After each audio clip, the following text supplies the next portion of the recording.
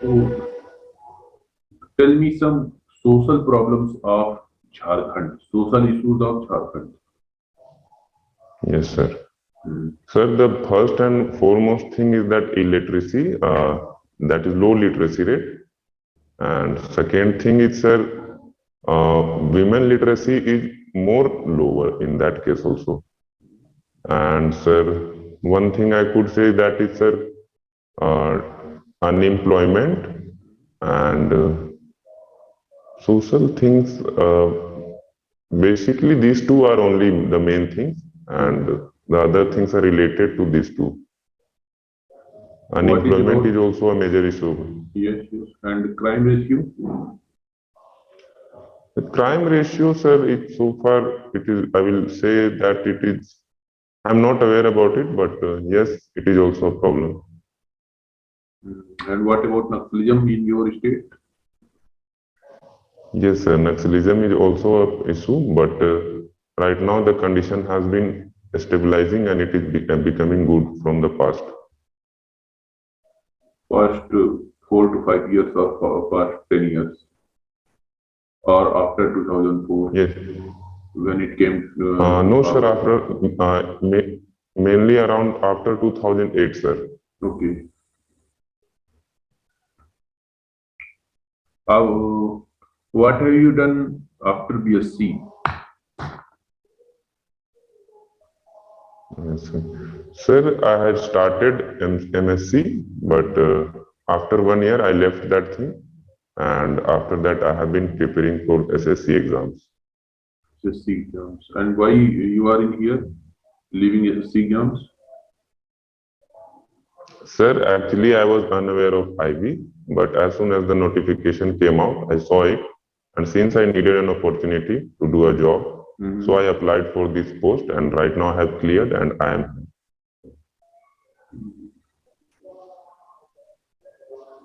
I think you are something away from your mobile phone and you have also using Wi-Fi headphone.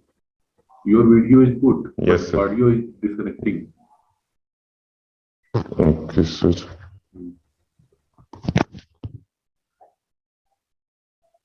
The volume is full. I have done it full. Okay, it's okay. And what is cyber crime? Sir, may I answer this question in Hindi? Okay, permitted. Yes sir. Sir cyber crime कोई भी मतलब जो network के related crime हो, जैसे कि internet का जहां पे यूज हो, ऐसा क्राइम जहां पे इंटरनेट का यूज हो, जैसे कि हमारे डाटा वगैरह जो कुछ भी है डिजिटल, उसका थेफ्ट हो सकता है और फिर उसका अदर डिफरेंट मैलिशियस पर्पस के लिए यूज किया जाना, इसको हम लोग साइबर क्राइम बोलेंगे. और और आप सर हमको आज 10 साइबर क्राइम बताइए, टोटल 10 क्राइम ऐसे बताइए जो साइबर क्राइम कहे जा सकते हैं, केवल उनके नाम बताइए. Okay sir. एक तो sir first one I would like to say cyber crime में, अच्छा, एक फिशिंग होता है सर. ठीक. वेलिंग, एक वेलिंग हो गया. Sir third one I would like to say about one is spoofing also. And sir, right now I'm not able to recall the names, but I have studied this thing and I will look into it further better.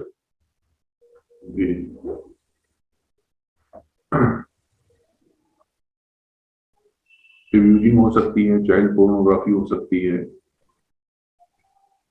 हाँ, yes sir. Bank धोखाधड़ी हो सकती है. Ransomware हो सकता है, malware हो सकता है. हाँ, ransomware attack sir. Yes sir, yes sir. There are so many cases of cyber crime. Okay. Ransom के बारे में आप क्या जानते हैं? रैंसम के बारे में बताइए. Sir ransom basically it means कि किसी से आप फिरौती मांग रहे हैं. तो the same thing goes in cyber crime also, that they attack the systems with virus, and after that in the just name of the data, to regain your data you will have to pay some ransom, उनको फिरौती देना पड़ेगा. तो this is the sense in the case of cyber space. अगर आपके पास कोई ransom आती है, कोई रैंसम की डिमांड आती है और आपका कोई data sensitive data. Suppose chat voice of your and your girlfriend is leaked and someone has hacked Yes, it. sir. Then what will you do? Sir, first of all, I will go to the nearest cyber police station, sir. Is there any And I will toll-free register. helpline number? Sir, I think there is, but right now I'm unaware of that. Okay. Sir, one more thing I would like to state. The basic problem in cyber security is this only, that most of the people, even a person like me, is not aware till date that literacy rate should be increased in cyberspace also. मतलब computer education बढ़ानी चाहिए. Yes, sir. मेरा जो अगला सवाल होगा वो crypto currency पर है. क्रिप्टो करेंसी को अगर हम भारत में अलाउ कर देते हैं, इसको एज अ लीगल टेंडर हम अलाउ करते हैं, तो भारत की अर्थव्यवस्था पर इसका कैसा प्रभाव पड़ना चाहिए? Sir, right now I only know the basic things of cryptocurrency and I actually don't have any sense in that जो case. भी आप जानते हैं वो आप बताइए, जितना भी आप समझते हैं इसके बारे में. यस सर, क्रिप्टो करेंसी से सर हम यही समझते हैं कि एक ऐसा फॉर्म ऑफ मनी जो कि कहीं फिजिकली एग्जिस्ट नहीं करता है. एंड एक ये है कि सर एक यहाँ जो हम लोग ये तो जान सकते हैं इस केस में कि पैसा किससे किसके पास मतलब ट्रांसफर हो रहा है किससे किससे, बट वो जो यूजर आईडी है वो अननोन रहती है कि कौन किसको दिया ये नहीं पता चलता है. सिर्फ ये पता चलता है कि आपने हमको दे दिया, लेकिन हमारा आइडेंटिटी नहीं पता चल पाता है. I basically know these things. And one more thing is that कि इसका रिकॉर्ड हिस्ट्री जो है वो ब्लॉकचेन टाइप का कुछ रहता है, जिसमें कि सारे यूजर्स के पास वो शायद रहता है, इस टाइप का कुछ. मतलब वो कनेक्टिविटी के लिंक्स रहते हैं, लेकिन आइडेंटिटी नहीं पता चलती कि हमने किसको भेजा है. हाँ, आइडेंटिटी नहीं पता चलती. जैसे अभी आधार कार्ड का डाटा हो गया या फिर कोई भी डाटा हो गया, वो उसमें लिंक नहीं है. ठीक है. Yes sir. और ये लेकिन ये इतना जो एक आभासी मुद्रा है, एक ये जो क्रिप्टो करेंसी है जिस नेम, तो इसको यूज कैसे करते हैं, इसका क्या इस्तेमाल है? इससे हम सब्जी भी नहीं खरीद सकते, इसको हम कहाँ यूज करेंगे? Sir, basically, I have read about this cryptocurrency in cyber security only, that the malicious organizations, they are using this cryptocurrency for their benefit. So I haven't read about the benefits वही चीज मैं of जानना this. चाह रहा हूँ कि जैसे आपने कहा कि अपने बेनिफिट के लिए, तो इससे बेनिफिट कैसे होता है? जैसे मान लीजिए मैंने आपके पर्स से 100 रुपए चुरा लिए, तो मैं उस 100 रुपए से अपने कुछ खाने की चीज, कुछ पहनने की चीज खर्च कर सकता हूँ. उस पैसे का कैसे यूज है? Sir, I don't have the concrete idea about this thing. Okay. Dark web जानते हैं? Yes, sir. बताइए क्या है? Sir, dark web it is a type of web जहां पर कि जो हम लोग नेचुरल ब्राउजर या जो चीज से हम लोग छुपे हुए हैं, जो हम लोग देख नहीं सकते, जो सर्फ नहीं कर सकते, और ऐसे डाटा वहां पर वो डार्क वेब कहलाता है. जो चीज की हम लोग जनरली देखते नहीं है. नीचे हम लोग सिर्फ एक, जैसे बोला जाता है कि जैसे कोई आइसबर्ग है तो एक टिप होता है और एक नीचे का चीज होता है, तो हम लोग सिर्फ टिप का चीज को देख रहे हैं और नीचे का चीज dark web, we are unaware of that thing. तो डार्क वेब उन चीजों को बोला जाता है. तो जनरली यूज में हम लोग ब्राउजर्स वगैरह यूज करते हैं, ये एक मतलब कि जनरली जो है अलाउड चीजें हैं. इसके अतिरिक्त जितना भी ब्राउजिंग और सर्फिंग और जितनी भी इंटरनेट की दुनिया है जो सिर्फ और सिर्फ प्रोग्रामिंग के बेस पर चलती है, वो डार्क वेब है. वहां पर ढेर सारी, जैसे अपनी पैरेलल गवर्नमेंट के, जैसे अपनी गवर्नमेंट के पैरेलल में एक्टिविटीज होती हैं और ढेर सारी इलीगल एक्टिविटीज ऑर्गेनाइज होती हैं, वैसे ही इंटरनेट की एक दुनिया है जो पूरी तरीके से डार्क है. वहां पे साधारण आदमी का जाना पहुंचना नामुमकिन होता है. तो जैसे हम लोग फ्लिपकार्ट, अमेजन, इस तरह जो नॉर्मल ब्राउजर्स हैं यहाँ पर अवेलेबल है, प्लेटफॉर्म्स यहाँ पे हम लोग खरीदारी कर सकते हैं, वैसे ही डार्क वेब में ढेर सारी ऐसी प्लेटफॉर्म्स हैं, ढेर सारी ऐसी दुकानें हैं, मार्केट्स हैं, जिन पर हम बिटकॉइन, डिजीकॉइन या फिर किसी भी क्रिप्टो करेंसी के माध्यम से पेमेंट कर सकते हैं और वहां की सर्विस ले सकते हैं. ठीक है, तो क्रिप्टो करेंसी का यूज डार्क वेब में ज्यादा होता है और डार्क वेब में इस क्रिप्टो करेंसी को खर्च किया जा सकता है। अब तो इंडिया में ऐसे भी प्लेटफॉर्म्स धीरे धीरे आ रहे हैं एज कंपनी या थर्ड पार्टी के माध्यम से, जो आपके क्रिप्टो करेंसी को, बिटकॉइन को या फिर डीसी कॉइन को रुपए में कन्वर्ट कर दे रहे हैं, लीगल टेंडर में कन्वर्ट कर दे रहे हैं। तो जब लीगल टेंडर में कन्वर्ट हो जाएगा तब तो हम उसको डायरेक्टली यूज कर पाएंगे। ठीक है, तो इसका यूज अगर पूछा जाएगा तो इसको ऐसे समझा दीजिएगा, ठीक। और जम्मू एंड कश्मीर के कुछ टेररिस्ट ग्रुप के नाम बताइए हमें।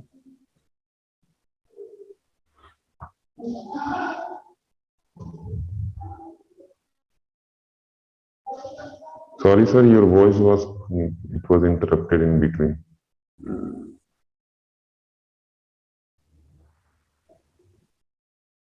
आप जो ये वाईफाई वाला यूज कर रहे हैं ना, इसको हटा दीजिए, डायरेक्ट कर दीजिए। Yes, sir. हाँ,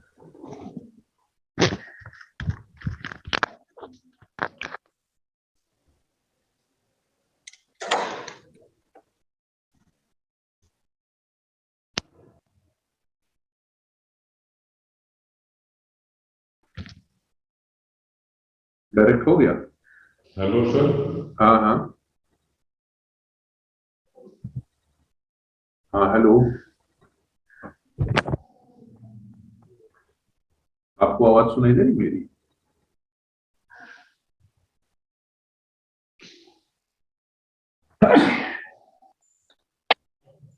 आप लगा लीजिए उसको, ये इंटरनेट की प्रॉब्लम है, उसकी प्रॉब्लम नहीं है। उसको connect. Am I audible right now, sir? Yes, you are audible, and connect your Wi-Fi Bluetooth devices. Okay, sir.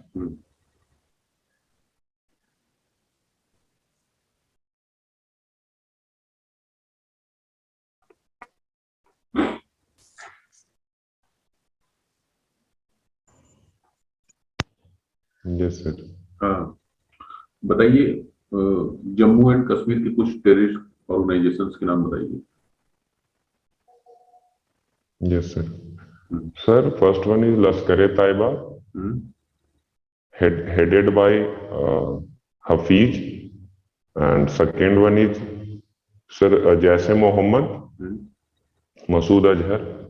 Third one Indian Mujahideen. Fourth one Hizbul Mujahideen. Fifth one SIMI, Student Islamic Movement of India.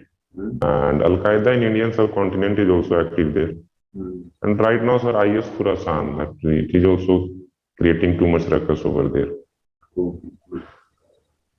North east के insurgent groups के नाम बताइए। Yes, sir. Sir, first of all, NSCN, that is of Nagaland, National Socialist Council of Nagaland. IM and K. IM for Isaac Muvian and K for Haplang.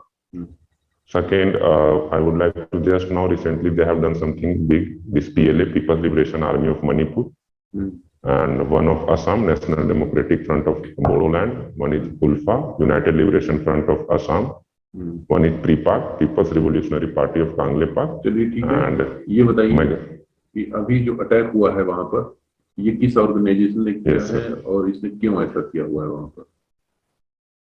Sir PLA किया है sir, वो मणिपुर का है, People's Liberation Army, and as per their जो उन लोगों ने अपना बोला है उस हिसाब से उन लोगों का कहना है कि उन लोगों का राइट्स का डिप्राइव किया जा रहा है, तो so for their protection of their people they have did so, and but I don't think that this is a good act, this is a cowardly act and I condemn this also. तो इसके जवाब में हमें क्या करना चाहिए? उनसे बातचीत करनी चाहिए या फिर कुछ सर्जिकल स्ट्राइक जैसा होना जरूरी है? सर बातचीत तो अपनी जगह पर सही है, but again I would like to state that जहां पर लोगों नहीं सुन रहे हैं, we have to take strict actions against that, we can't lose our soldiers. तो गवर्नमेंट का जैसा कि दावा था कि हमने इंसर्जेंसी को खत्म कर दिया है, तो ये उल्फा और एनएससीएन खापलांग ये सब फिर से अपना अगली हेड रेस कर रहे हैं, तो इस पर आप क्या कहना चाहेंगे? क्या गवर्नमेंट ने झूठ बोला हम लोगों से?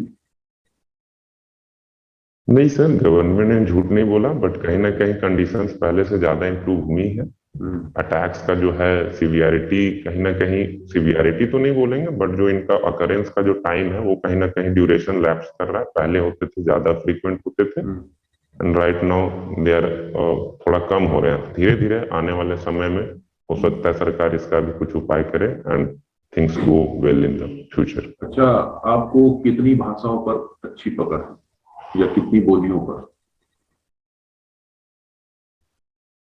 Yes sir. सर झारखंड में जो हम लोग का रीजनल लैंग्वेज है, first of all Hindi, English and that Khortha, Nagpuri and sir Jharkhand की जो लैंग्वेजेस है माघी, दीज ऑल आर इंटरमिक्स्ड। तो ये सब पे अच्छी पकड़ है, भोजपुरी पे पकड़ है, but I can't speak it perfectly. Gondi language? No sir. Gondi नक्सलियों के द्वारा सबसे ज्यादा नो गोंडी सर। में बातचीत करी जाती है, आपको मालूम होना चाहिए। Yes sir. क्या आपको ऐसी जानकारी थी पहले? नहीं सर। अच्छा, तो गोंडी लैंग्वेज को सीखने में आपको कितना समय लग सकता है?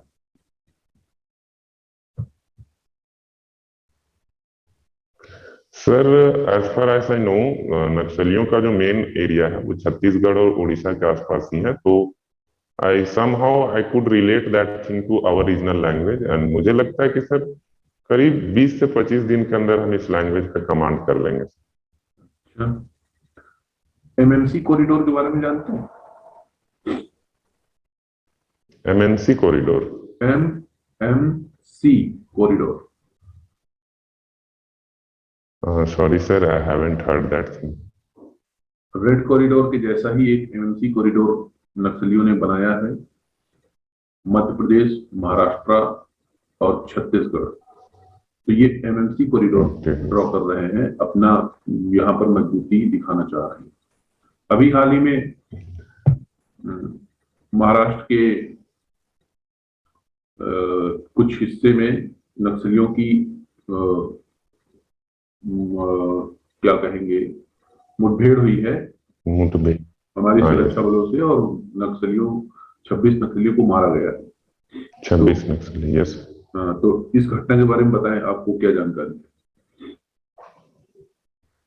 Sir basically I read in this aspect कि कुछ सूचना मिली थी और पुलिस ने उस पर अटैक किया और 26 नक्सली उसमें मारे गए। बस मुझे इतना ही पता है इस चीज के बारे में। किस सुरक्षा बल की यूनिट ने किया था, कौन नक्सली मारा गया, कितने का इनामी था, ये नहीं मालूम है आपको? नहीं सर। कोई तेल तुंबड़े करके नाम है, याद आ रहा है कुछ? नो सर, आई सिर्फ सर हेडलाइन पढ़े थे कि मुंबई में ये अटैक हुआ है, तो ऐसे ऐसे नहीं पढ़े डिटेल्स। मुंबई में नहीं हुआ है, महाराष्ट्र हाँ राज्य यस सर, मतलब वही महाराष्ट्र में। ठीक है।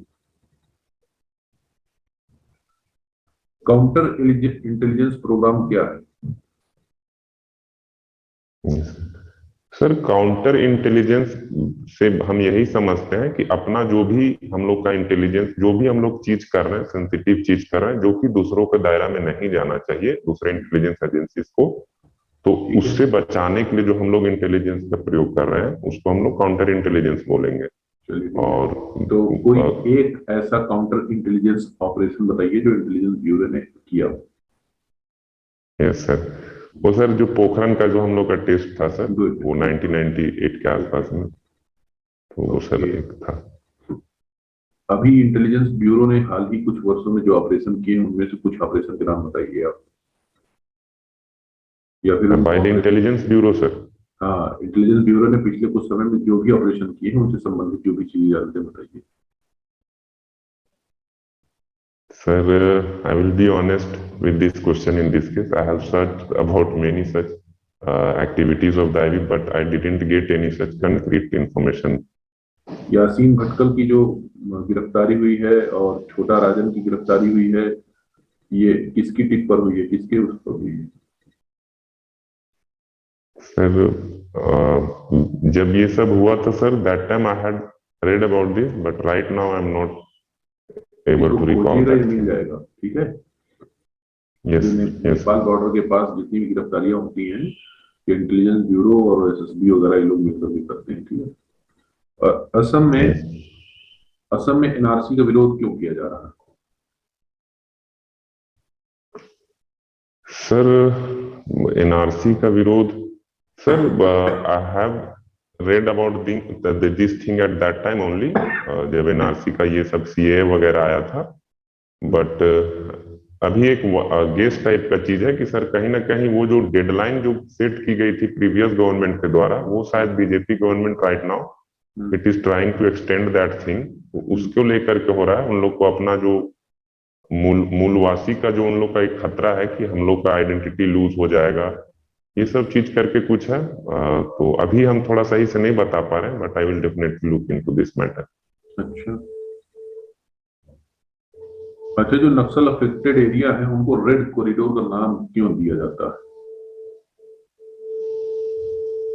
सर एक तो इन लोगों का सर झंडा है, फ्लैग ही रेड कलर का है।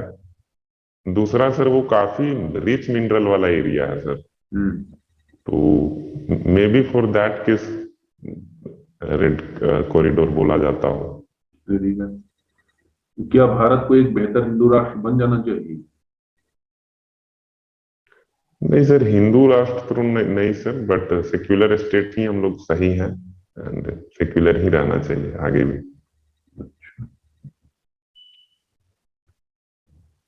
ये जो लेफ्ट विंग एक्सट्रीमिस्ट हैं और इंसर्जेंट ग्रुप्स हैं, इनको फंडिंग कैसे मिलती है? इतना हथियार गोलाबारूद ये लोग कैसे पा जाते हैं? यस सर, तो सम रिपोर्ट्स इन लोग का ये भी कहती है कि नॉर्थ ईस्ट में जो सर हमारा इंसर्जेंट ग्रुप्स है, उनसे उनसे किन्हीं के साथ इनका लिंकअप है, जो कि वो गोल्डन ट्रायंगल वाला जो हम लोग का इधर है, म्यांमार, थाईलैंड, लाओस वाला, वहां पर से कुछ जो स्मगलिंग्स होती है वहां से कुछ कनेक्शन है। और दूसरा चीज ये सर कि जो ये जो रेड कॉरिडोर एरिया है, ये इतना मिनरल रिच है कि यहाँ पर जितने भी माइंस होते हैं इन लोग का लेवी उठता है, एक्सटॉर्शन करते हैं, किडनैपिंग वगैरह होती है, तो उस वजह से इन लोग का फंडिंग बहुत ज्यादा है।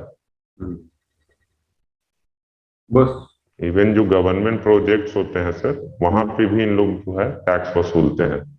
अच्छा, और जो जंगल की संपदा है, लकड़ियां, जड़ी बूटियां, मसाले और फल, फ्रूट्स, चंदन की लकड़ियां, महंगे महंगे और लकड़ी, तो यस सर, यस। इनसे भी होता है।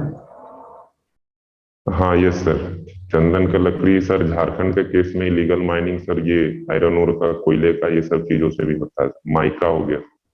और जितना भी जंगल के जानवर हैं, जानवरों की खाल, नाखून, इससे भी व्यापार होता होगा। Sir I don't have any idea regarding this about animals. तो इनको हथियार कैसे मिलता है, जबकि हम, भारत की सरकार तो इनको हथियार दे नहीं रही, और हमने हर बॉर्डर पर सुरक्षा बलों को तैनात कर रखा हुआ है, इंटेलिजेंस भी हमने फैला रखा हुआ है, हथियार कैसे पा गए ये लोग? सर बहुत जगह पर तो इलीगल फैक्ट्रीज भी लगे हुए हैं, और स्मगलिंग तो होती ही है सर।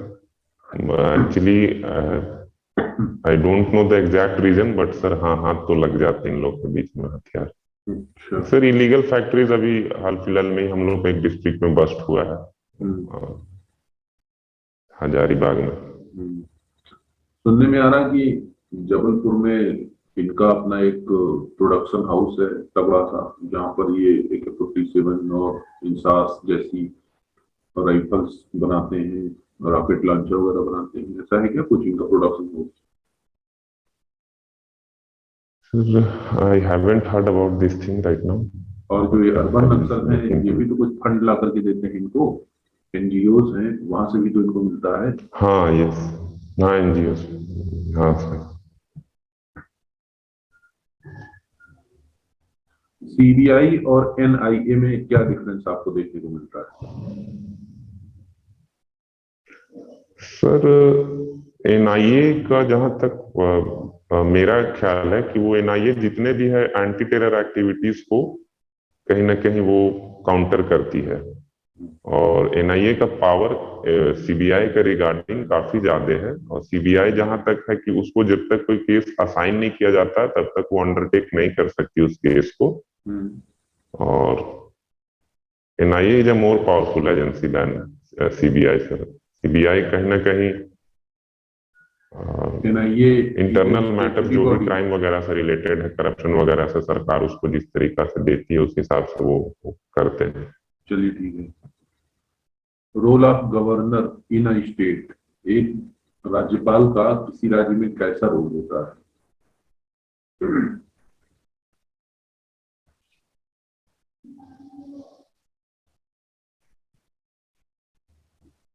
क्या आप हमें सुन पा रहे हैं? Yes, sir. Right now you are audible, but when you were explaining that thing, the audio was not coming. Okay, आप हमें बताएं, यूएपीए और एनएसए दो एक्ट हैं, इनके बारे में बताइए।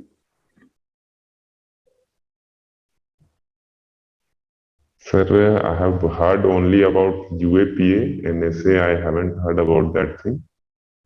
और यूएपीए के बारे में इतना ही पता है that it was enacted in 1967 and it is Unlawful Activities Prevention Act। तो जितने भी टेररिस्ट वाले एक्टिविटीज होते हैं तो उनको अगर पकड़ा जाता है तो उनके ऊपर ये धारा लगाया जाता है। टेररिस्ट के अलावा भी यूएपीए लगता है, इंडियन सिटीजन्स पर भी यूएपीए लगा दिया जाता है। Unlawful activity, yes sir, as it's name. Yes sir. कोई भी अनलॉफुल एक्टिविटी होगी तो उस पर यूएपीए लगेगा, टेररिस्ट पर लगना जरूरी नहीं है। Why should we select you?